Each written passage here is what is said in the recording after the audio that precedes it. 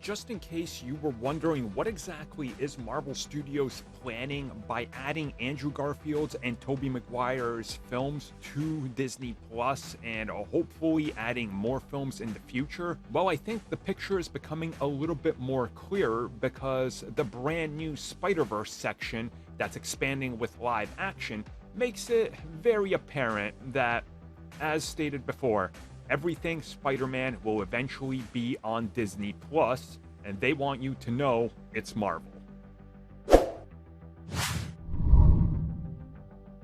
I think it's pretty safe to say that despite success, or at least some success that can be perceived from Sony's recent films, like Uncharted, for example, which ended up making a profit, that the most important IP that they still hold is Spider-Man, which of course is co-shared, at least the Spider-Man part, with Disney Marvel Studios, and the other films are, well, Sony seeing diminishing returns slowly.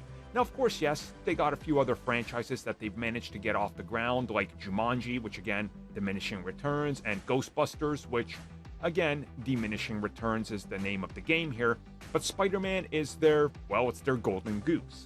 So it surprised many people when it was announced that multiple Spider-Man films would be coming to Disney Plus.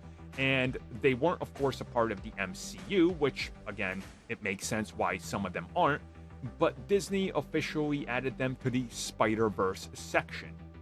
And internationally, it looks like that section is going to start expanding by adding more and more films, including the Venom films and the like, down the road when they come to certain regions. Now, again, what's important here is something we talked about before, which is the expansion of the Spider-Verse. It's been stated before that Spider-Verse is a brand of its own. It's like the Avengers. They want you to know what it is, and when you think Spider-Verse, you automatically associate it with everything Spider-Man.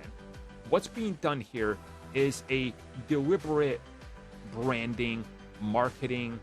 We want the people to know what this is, and we want people to know it's all connected.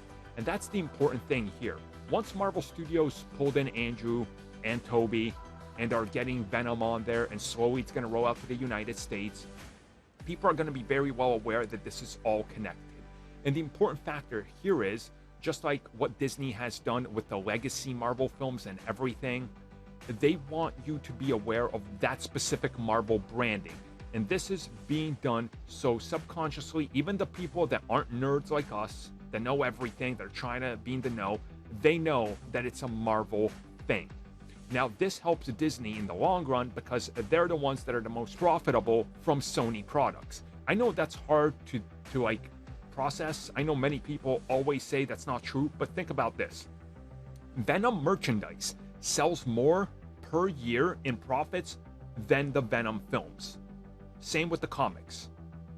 Merchandise is the name of the game here. Morbius has been more profitable as an actual action figure and a comic than the film. And again, that's because he's a legacy character.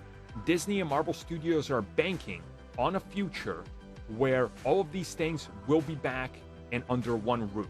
And again, as the years go by, we see what's happening with Sony. Everybody said they're on borrowed time, and they managed to buy themselves some more time, but you see the writing on the wall. Eventually, everything goes back to Disney, and they are prepping this to be their outlet. So it's not surprising that these films got added to the Spider-Verse section because, well, give it a decade from now, they're going to be part of the Secret Wars continuity timeline or whatever else they decide to pull in and call it.